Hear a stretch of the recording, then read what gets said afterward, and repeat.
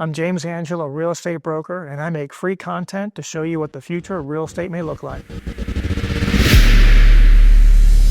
number of homes sold in 2024 reached a 30-year low. 2024 saw the lowest number of home sales since 1995. This has been one of the hardest videos that I've ever made.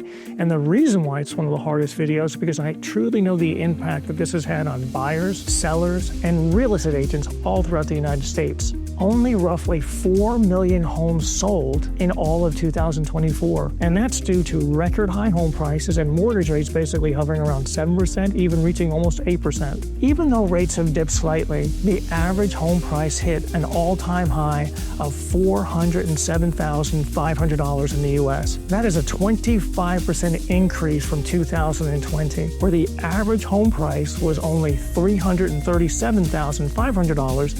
Now, it actually hit an all-time high of $407,500. That is devastating to sellers trying to sell their house. Now, it sounds like it's a great thing.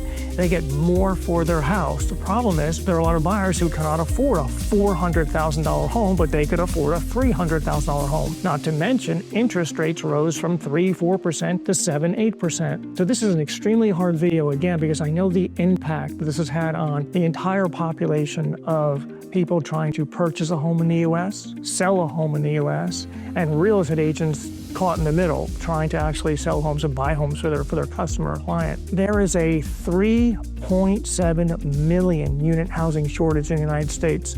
And many homeowners, by the way, are not giving up those homes soon because of rates. They have very low rates.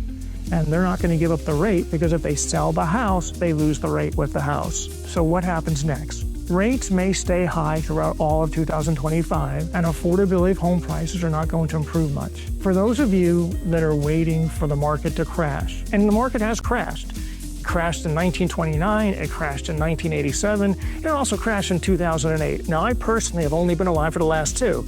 I'm not old enough to have actually experienced the 1929 crash.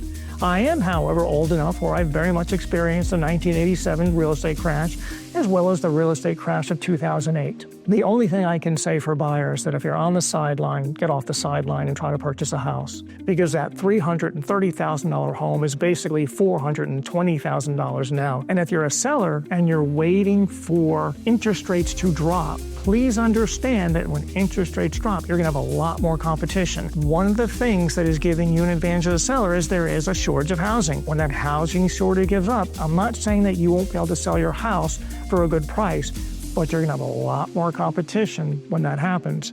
And finally, the real estate agents.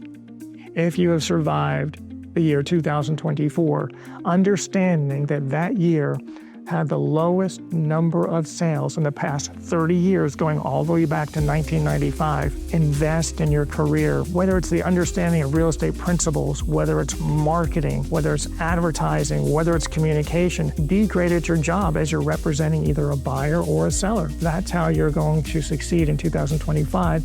And then attach yourself to a great brokerage that gives you this stewardship and this message.